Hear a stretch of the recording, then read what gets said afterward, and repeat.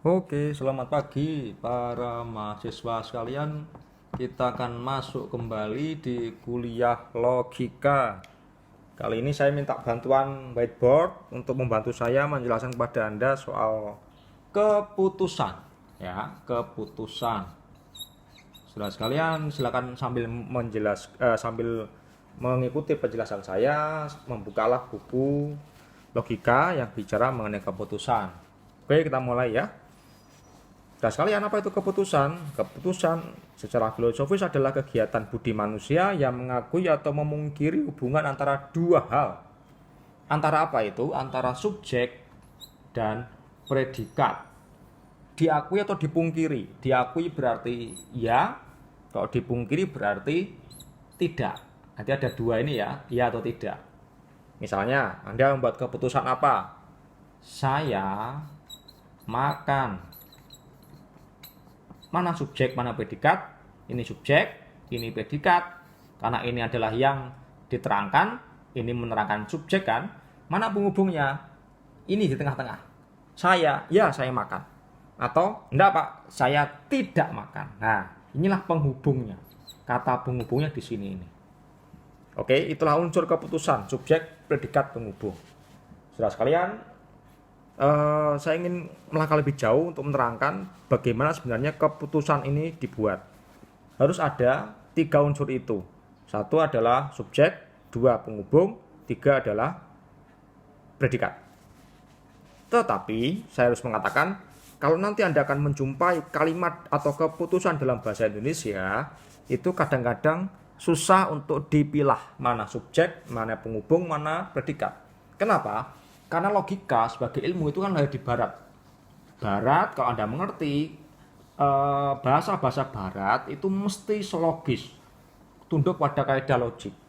Ada bahasa Latin, bahasa Perancis, bahasa Itali, bahasa Spanyol, Portugis, Inggris yang paling gampang.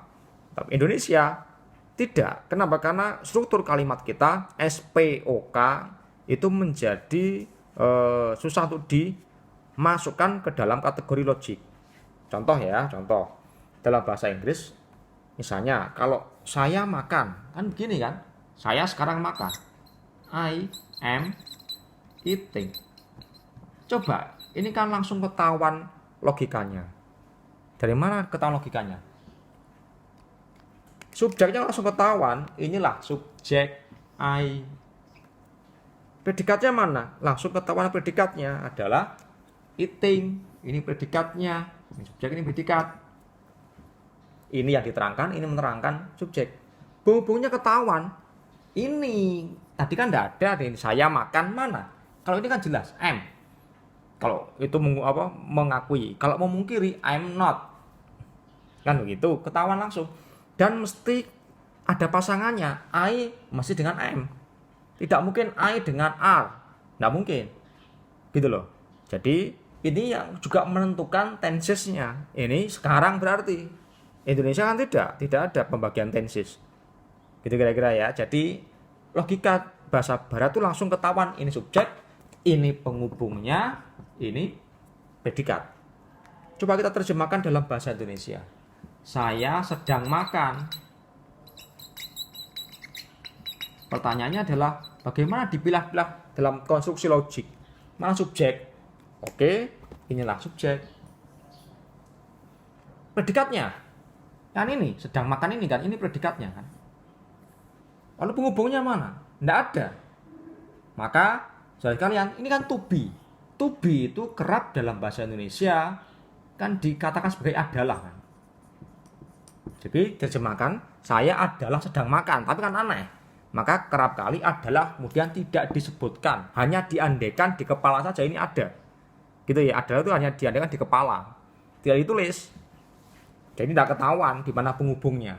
Oke, jelas ya. Jadi penghubung ini adalah to be.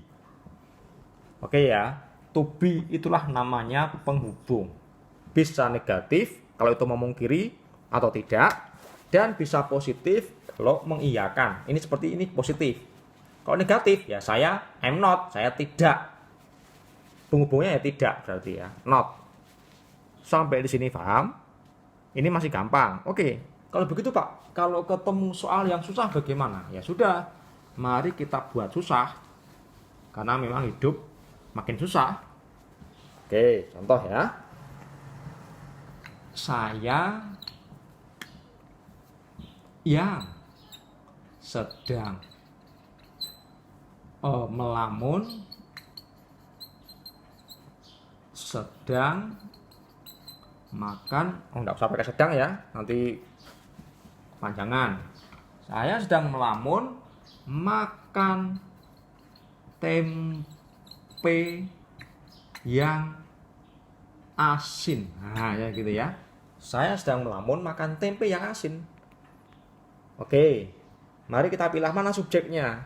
Kok asalnya kan sini, asalnya tadi kan saya sedang makan, kan gitu. Soal ini kemudian ini ketahuan ini subjek, ini predikat, ini penghubungnya adalah.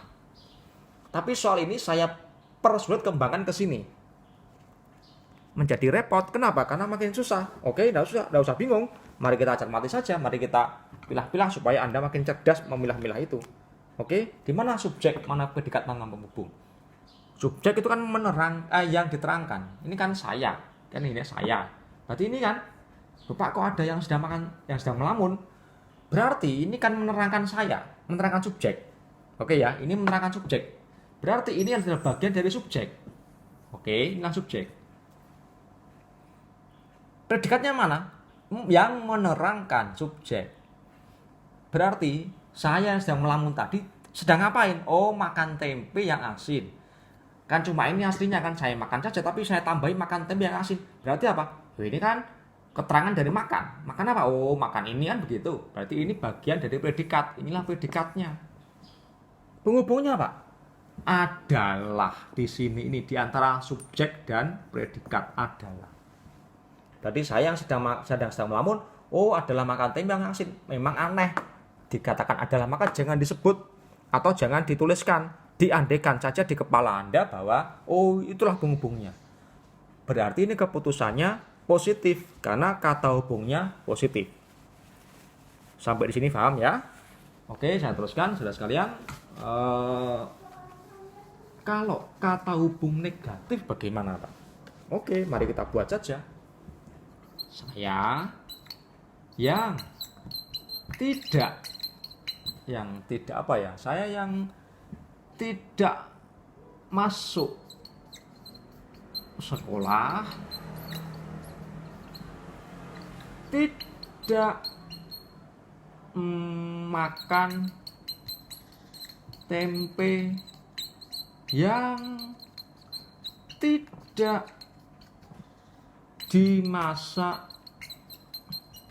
dengan matang. Nah, lihat ini, panjang ini keputusannya ini.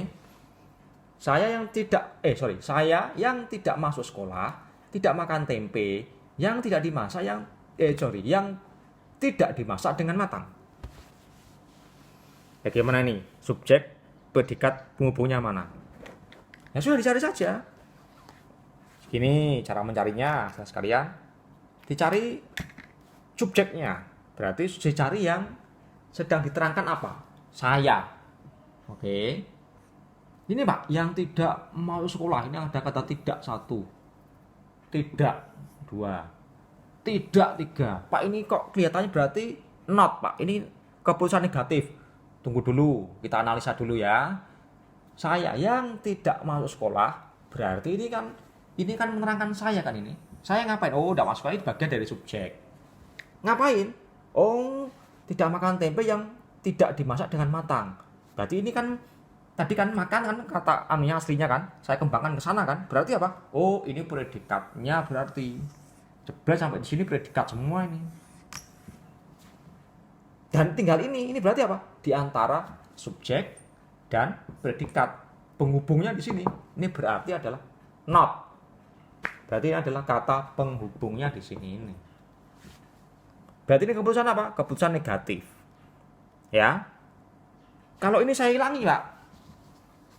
Menjadi keputusan positif. Iya, positif. Menjadi saya yang tidak mau sekolah, makan tempe yang tidak dimasak dengan matang. Berarti ini adalah.